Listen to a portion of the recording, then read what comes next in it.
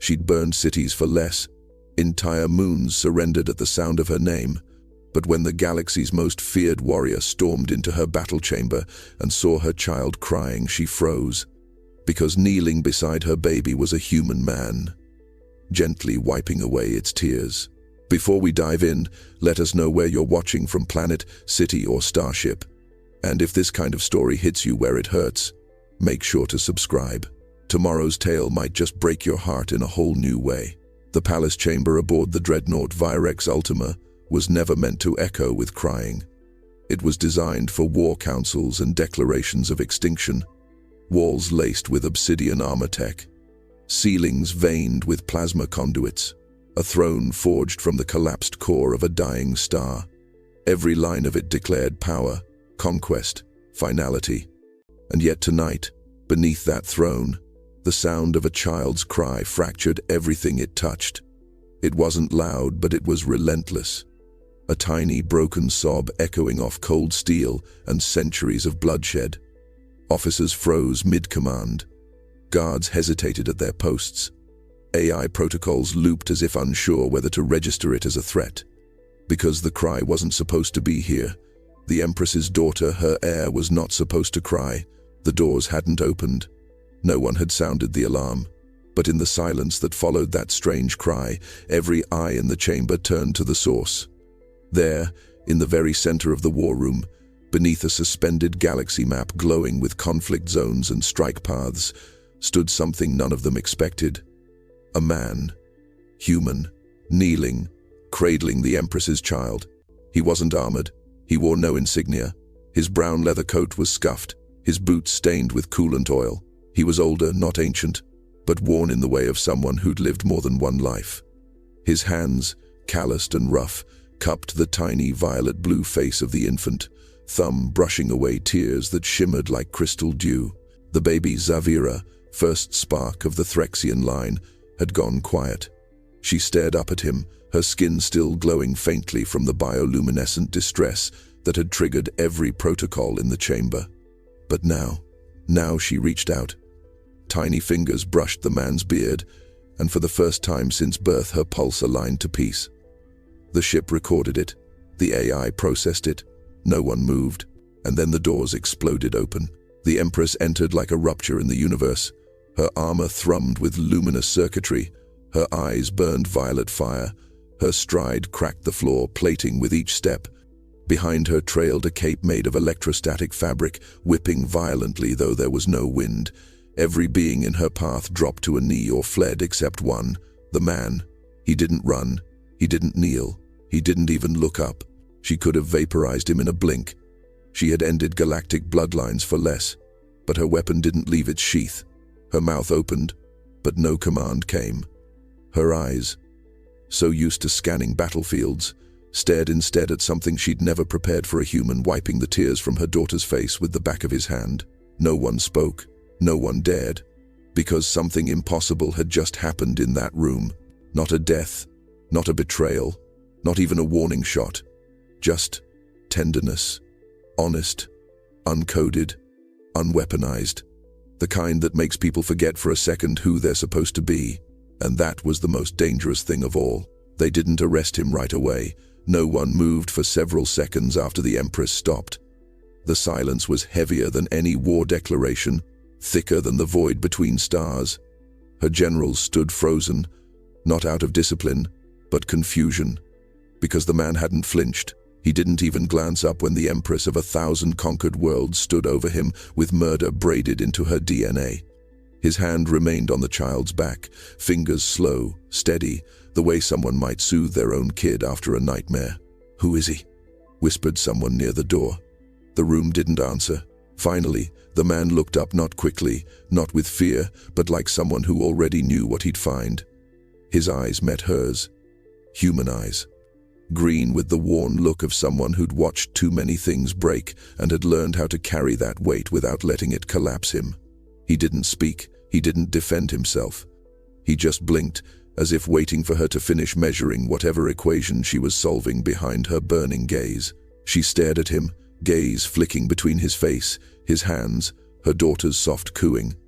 The child looked up at him again, and then giggled. A bright, wet sound. Raw. Real. The sound of innocence. That noise, more than anything, rattled the chain of command. Guards surged forward at last, uncertain whether they were late or just now allowed to act. The baby let out a short whimper as the man was yanked to his feet. She reached out for him, tiny hands desperate. The man didn't resist the guards. He didn't beg. He just turned his head slightly toward the Empress and spoke for the first time. She was hungry, he said. The words weren't loud, but they landed like thunder. Not defiant, not pleading, just tired. Factual. She hadn't eaten in hours, not real food, anyway. I found her near the coolant vents, alone. The Empress didn't answer. Her eyes burned with questions none of her training could arm her for. She stepped closer, and the guards who held the man's arms tensed like bowstrings. He didn't move. I gave her some protein paste, he added, from my pack. She spat it up, then cried. I didn't know what else to do. The child squirmed in the arms of the aide who had taken her. She didn't want food. She wanted him. The Empress narrowed her eyes. You are a technician. Yes, he said, assigned to Deck 12, cooling systems and power routes. I'm not supposed to be on this floor. Why are you here? The man tilted his head, eyes distant for just a second. I heard her crying. Her face didn't change. But something behind her ribs did. He looked at the child again. I've heard that cry before. The words were quiet, almost lost under the chamber's hum. But she heard them. And in that moment, the Empress, the destroyer of worlds, the architect of 3 genocides, did not speak, because she suddenly understood the one thing her armies never taught her to fear, a man who had nothing left except love. The guards dragged him through the corridor like he was already condemned. They didn't strike him yet, but the grip on his arms was firm, tight enough to leave marks. He didn't resist. His boots scraped the floor as they rounded the curved halls of the upper decks, past biometric gates and retinal locks meant to keep humans out. Officers and elite tacticians turned to stare, brows creased, jaws set. A human in the royal wing was unheard of. A human touching the Empress's child was treason by design. And yet the man looked less like a prisoner and more like a father being pulled away from a child he wasn't done protecting. The Empress walked behind them. Her steps were slow, deliberate. She didn't speak, didn't command. She simply watched, like a mathematician working through a problem that refused to stay solved. Her daughter had stopped crying, but her tiny hands still reached over the aide's shoulder, small fists curling toward the man being taken away. The chamber they arrived in next was colder. Not physically, the climate control was perfectly calibrated, but spiritually. It was a judgment hall without the pretense of fairness. Circular, shadow-lit. One door in, one door out. You either left with clearance, or you didn't leave at all. The man was shoved to his knees in the center. The guards stepped back. They didn't want to stand near him. A panel of officers formed a half-moon above, seated behind glowing data sheets and neural scrolls. Generals, advisors, commanders, all Threxian, all elite. Their eyes shimmered with suspicion and authority, and fear. Name, barked the high strategist. The man blinked once. Gavin. Rank? No rank. Civilian. Occupation? Systems technician. The Empress stepped forward then, her voice soft and edged with ice. Why did you approach my daughter? Gavin looked up at her, not with arrogance, not with submission, but with something worse. Honesty. Because no one else did.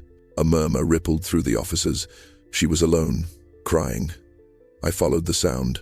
She is never alone, one general snapped. She is guarded by the royal AI. She was alone. Gavin repeated. Your tech failed. The alert protocols didn't trigger. The corridor light was flickering from a voltage misroute in the sub-panel. That's how I found her. She was sitting on the floor trying to eat a fiber cable. More murmurs. One aide tapped rapidly on a data slate, likely verifying his claims. Another looked up, visibly unnerved. Gavin's eyes didn't leave the Empress. I didn't know who she was. Just that she was small, scared, and hungry. The room went silent again. She looked at him for a long time, then reached slowly for the hilt of her blade, curved, crystalline, forged from fallen star cores. It thrummed with memory and murder. Every person in the chamber stiffened, but she didn't draw it. Instead, she looked down at the weapon for a breath, then let her hand fall. And in that moment, the most feared woman in the galaxy showed restraint, not because she was merciful, but because she was curious.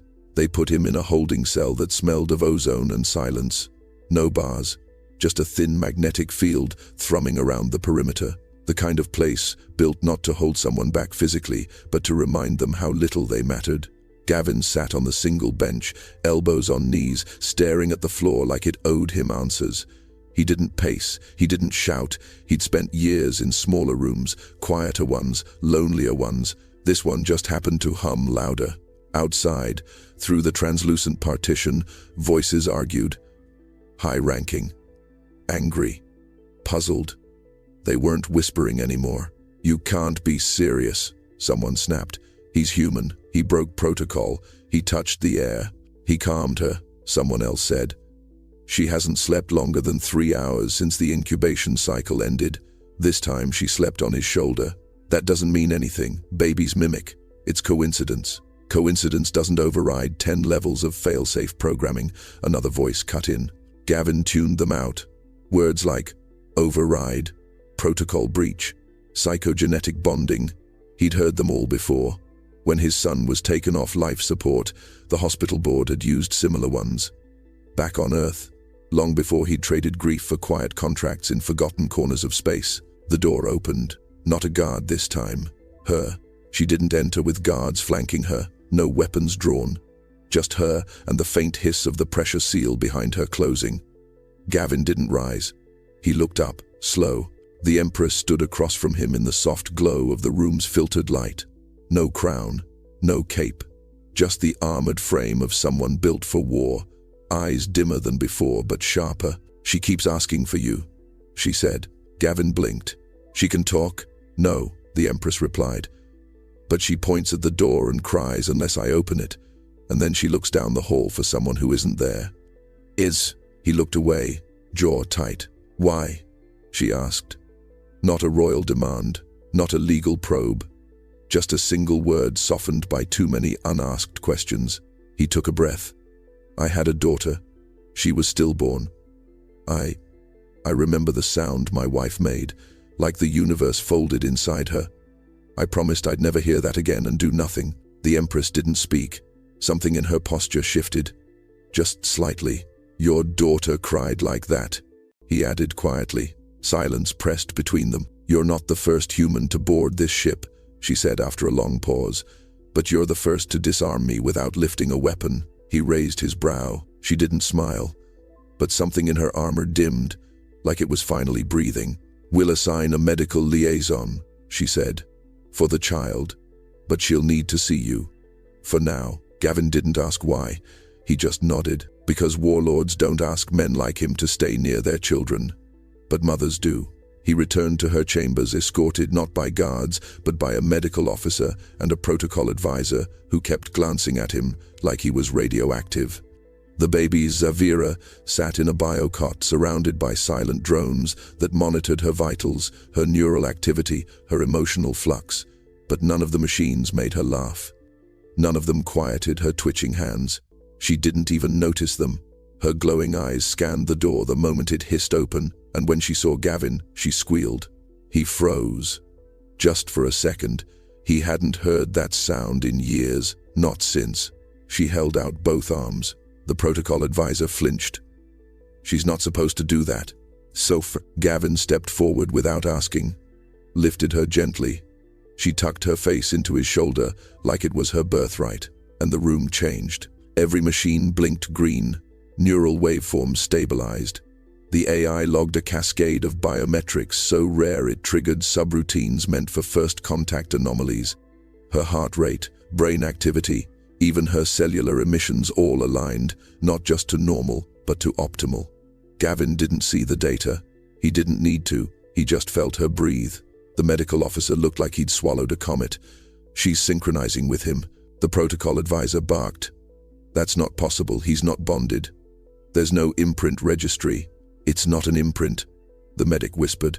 "It's something else." Zavira's tiny hand gripped Gavin's collar. She drooled onto his shirt and then giggled again. The AI, unsure what to categorize, flagged the event under cognitive emotional spike. Joy. The Empress arrived minutes later, walking in without ceremony. She saw her daughter nestled against a human man and did not draw her weapon, did not shout, did not order them apart. Instead, she looked at the med officer. "Well, she's attuning to him," the medic said. "It's not neural bonding, it's deeper. Cellular." Her immune system stopped overcompensating the moment he touched her. That's why she wasn't sleeping. Her body was over-defending itself, fighting everything, until him. The Empress didn't move. "She's half biotech," the medic continued. "Engineered with systems that regulate threat perception, emotional mirroring, early intelligence calibration. She should have adapted to us. But she didn't," the Empress said softly. Gavin shifted the baby in his arms. "She's not adapting to me either. I'm just familiar." The Empress looked at him hard. "Why?" He opened his mouth, then closed it. "I don't know. But deep down, something in him did. It wasn't science. It wasn't fate. It was something closer to grief, finding a shape it could survive in. She's looking for something," he said after a long breath. "Something the world keeps failing to give her." The Empress crossed the room slowly, looked at her daughter's eyes, clear, calm, shining. "She found it," she said, and for the first time since Zavira was born, her mother didn't see a future written in blood and steel. She saw peace, carried in the arms of a man who had every reason to stop giving it. They gave him quarters in the lower east wing, far from the throne deck, but closer to the engine access bays where he'd once worked. The walls still smelled like ion soot and recycled air. He didn't decorate, didn't unpack. Just folded his old jacket over the edge of the bunk and stood by the window, watching the stars blur past like smeared candlelight. He wasn't supposed to be here. Not on this ship. Not in this story. But that's the thing about grief, it doesn't always ask permission before rewriting your life. Back on Earth, Gavin had been an engineer. Civil grade, nothing glamorous. He fixed temperature regulators in nursing homes, tuned up faulty elevators, replaced spark coils in failing oxygen domes. He was the kind of man who showed up when things broke, the kind of man who never got thanked unless he left quietly. His wife had been the opposite, brilliant, adored sunlight in human form. Their baby was supposed to be the start of everything new, but labor came too early. The machines didn't catch it in time. And he didn't know enough then to save her. All he remembered was the look in his wife's eyes. Not anger, not blame. Just the hollow kind of loss that doesn't echo, it just swallows. She died 5 months later. The doctors called it an infection. He called it a heartbreak that finished the job. After that, Gavin disappeared. Not in the dramatic way, no final messages, no bottle at the end of a dock. He just applied for contracts off-world. Maintenance work, cargo ships, quiet postings on far-flung research outposts where no one asked about your past if you kept the generators running. He'd been on Virex Ultima for 9 months before anyone even remembered his name, and then one cry changed everything. Now he was being watched by AI monitors, studied by geneticists, summoned by an Empress, all because a baby had recognized something in him that no algorithm could explain. That evening, as he sat on the edge of the cot rubbing his temples, a chime echoed from the door. When he opened it, it wasn't a soldier. It was her, the Empress. She didn't wear armor this time. Just a simple black suit, seamless, still royal but almost human. In her arms was Zavira, already fussy. She wouldn't eat, the Empress said, almost annoyed. Gavin took the baby. She settled immediately, cheek against his chest. The Empress watched in silence. "I think she remembers my heartbeat," Gavin said. "She was incubated in a sterile pod," the Empress replied. "No human contact, only regulated tones, light frequencies, artificial warmth." He looked down at the baby. Maybe she wanted something unregulated. They stood like that for a while, opposite ends of 2 galaxies, joined by a child who didn't care about bloodlines or borders. "She shouldn't want this," the Empress whispered. "She does," and though neither said it, they both knew. Maybe he did too. The ship's AI had begun flagging anomalies it didn't understand. Not technical ones, those were easy. This was different. Emotional overlays, neuroempathic imprints, behavioral loops that weren't written into the code. The Empress's daughter was changing, and so was the ship. For a vessel built for conquest, this was unheard of. In the core neural bay, senior technicians huddled around projections that looked more like abstract art than data, pulsing constellations of emotion signatures, not just from the child. From the corridors she passed through, from the rooms Gavin had stepped into, the lights in those sectors were holding their glow longer. The gravity stabilizers were regulating more gently. Even the door seals opened with a softer hiss. "She's harmonizing with the ship's systems," one tech whispered. "No," said another. "They're harmonizing with him." That word should have been absurd, but every dataset pointed back to the same pattern. Gavin didn't belong here, and yet the ship was behaving like it wanted him to, like it remembered him, or someone like him. The Empress stood in the center of it all, silent. "Could be imprint drift," one commander suggested. "No, there's no implant signature, no memory override," said the AI lead. "But she's reading him as origin." The word hung in the air. The Empress's voice cut through.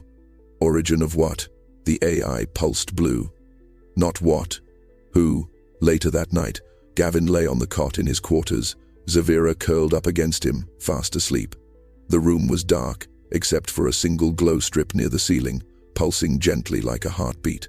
The same rhythm she fell asleep to, the same rhythm the ship's AI had just recalibrated to match. He whispered a story he hadn't told in years. About Earth, about rain, about playground swings and cracked sidewalks, and the feeling of tiny fingers wrapped around his thumb. She didn't understand the words, but she made a small noise in her sleep, like memory trying to answer. And somewhere deep in the databanks of Virex Ultima, the AI marked a shift in its central logic framework. Not a malfunction, not corruption, something older. A new category was added: legacy link pre-war, pre-code, pre-divide. It didn't know what that meant, but it knew it had to protect it. Across the ship, in hallways lined with weapons and red-lit maps of planetary targets, lights dimmed slightly, like they were bowing their heads. And in the Empress's private chamber, alone for the first time in cycles, she stood before a mirror and whispered something she'd never admitted aloud. "I don't know how to win this." But the reflection didn't offer war strategies this time.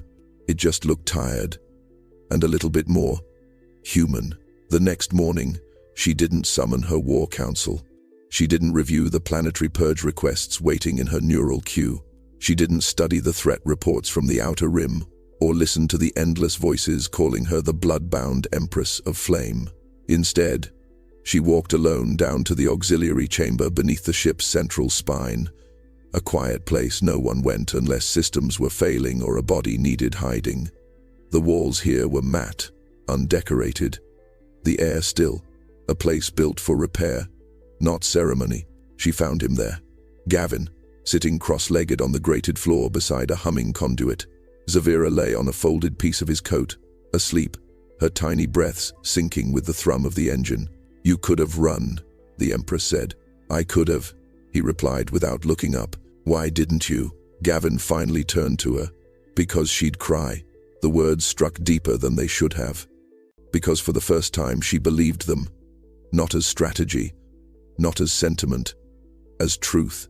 She stepped closer. "Do you know what I've done?" she asked. Her voice didn't thunder. It didn't demand. It asked. And that, in itself, was terrifying. Gavin tilted his head. "I know what people say you've done. I leveled planets, dismantled civilizations. I wiped languages off the stars. For peace." He nodded. "And is there peace?" She didn't answer. He leaned back against the wall, arms resting on his knees. "My wife used to say, when you've lost everything, you'll try to protect whatever's left by any means, even if it means becoming the monster that took it from you." The silence that followed wasn't empty. It was full of breath that hadn't been let out in years. "I wasn't supposed to have her," the Empress said finally.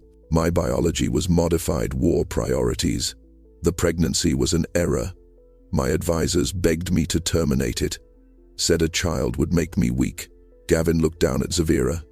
Maybe they were right. She bristled. But maybe weak is just another word for willing to feel something again. They didn't speak for a while after that. The soft hum of machinery filled the space between them, and the baby stirred, rolling closer toward Gavin in her sleep, one tiny hand resting on his boot like she knew he wasn't going anywhere. The Empress watched them, man, child, conduit, and felt something she hadn't let herself feel since before her first conquest. Jealousy, not of love, of stillness. Because in all her victories, all her fire and fury and blood-stained glory, she had never once known what it felt like to be held without condition. Zavira had found it, and it wasn't because of DNA or title or history. It was because one man who had every reason to walk away didn't, and in that moment, something inside her didn't break. It softened, and that was worse, because the only thing more terrifying than her rage was what she might become without it. They called it a tribunal, but it was a spectacle. A performance staged to reassure the Empire that law still meant something, even when warlords hesitated. The chamber was brighter than usual, cameras engaged, records etched into data vaults, a full quorum of high-ranking generals and planetary liaisons seated in a horseshoe arc above the accused. Gavin stood alone at the center. No cuffs, no chains, just the eyes of an empire waiting to decide if love was treason. The Empress sat in silence at the highest tier, her expression unreadable. She hadn't spoken to him since the engine room. Not because she was angry, but because she wasn't sure what part of her still was. Zavira wasn't present, though everyone in the room could still hear echoes of her laugh, stored in the ship's memory, replayed in every sector where her presence had settled something ancient and volatile. The problem was simple.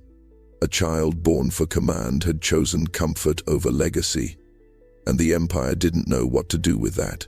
The charge, boomed the voice of High Strategist Velos, is unauthorized contact with the royal heir. Violation of genetic sanctum protocol. Breach of security code 9A. Gavin didn't flinch. Your defense? Velos asked. Gavin's voice was quiet. She cried. I held her. That is not a defense. That is emotion. He nodded. Yes, gasps murmured through the benches. You do not deny it. I do not. The strategist sneered. Do you claim to be her father? No. Do you claim to be her guardian? No. Then why did she reach for you before her own mother? That one cut through the room like a blade. Gavin didn't answer immediately. He looked down at his hands. Rough, scarred, built to fix things. Then up at the Empress. I don't know, he said. Maybe because I didn't see a symbol of power. I just saw a baby, and I didn't ask her to be anything else. A quiet spread through the hall. I didn't expect her to lead a fleet. I didn't expect her to carry the burden of your legacy. I just wanted her to stop hurting. One of the advisors leaned forward, eyes narrowing. You think that makes you special? Gavin shook his head. I think it makes me human. The word rang out like a curse and a prayer. At the high tier, the Empress's fingers tightened on the edge of her throne. Velos turned toward her. My Empress, you must know what permitting this means. The people will see weakness. The generals will see erosion of bloodline protocol. Your daughter's bond with this man is unpredictable, dangerous. Still, she said nothing, so Gavin spoke again. Then let them see it, he said, stepping forward. Let them see what it looks like when someone stays. Not for glory, not for gain, but because a child needs arms more than orders. And in that moment, it wasn't a trial anymore. It was a mirror, held up to an empire that suddenly saw everything it had forgotten how to be. The verdict never came, not officially, not from the high strategist, not from the assembled council or the AI moderators or the ancient tribunal system that pulsed in the veins of the ship. It came from something much simpler, much quieter, a tear. Zavira, carried into the chamber by a caretaker who had begged to attend, looked out across the sea of sharpened uniforms, glowing insignias, judgment drawn in posture. And when she saw Gavin standing there, alone, her lip trembled. She didn't cry with sound. She cried with knowing. One silver-blue tear slipped down her cheek. Gavin turned toward her. Just a few degrees. His hands didn't lift, his body didn't move, but his eyes, those eyes, softened the moment he saw her. That was all it took. The baby reached out both arms and whimpered. The caretaker froze. The council whispered. But the Empress, silent for too long, stood. She didn't shout. She didn't deliver a decree. She descended from her tier without flourish, without weapon, without armor. And when she reached the center of the tribunal, she said one thing: "Give her to him." Gasps, protests. One general stood, another tried to speak, but no words landed, because everyone in that chamber had seen it. The shift in the child's pulse, the spark of peace that overtook her tiny frame when she looked at the man who had no title and no throne. Gavin took her gently, resting her against his chest. Her tears stopped, and so did the war. Not with surrender, not with a treaty, but with a decision. The Empress turned to the council. "You call this weakness," she said, "but I call it memory." She looked down at the child, now cooing softly. "This is what came before we forgot ourselves, before we built an empire out of silence and compliance and pain." The council murmured. She raised her voice slightly. "If one man, with no army, no crown, and nothing left to give, can carry peace in his arms, then what are we?" No one answered. She turned to Gavin. Her eyes glistened, not with defeat, but with the terrifying clarity of truth. "Stay." He blinked. "What?" She stepped closer. "Stay, not as a symbol, not as a soldier, as yourself. She needs that, and maybe so do I." He looked down at the baby, then at her. "Are you sure?" "No," she said, "but for the first time in my life I don't want to be." And in that moment, beneath the vaulted chamber, surrounded by beings bred for power, inside a ship that had only ever known destruction, the smallest, quietest moment passed like a ripple across time. A baby sighing in safety. A man who had nothing left, offering everything. A woman forged in war, finally choosing something else. And the stars outside kept burning, but they did so a little softer now, as if they too had seen the moment the universe's cruelest warrior dropped her weapon and handed her child to a man who wiped away her tears.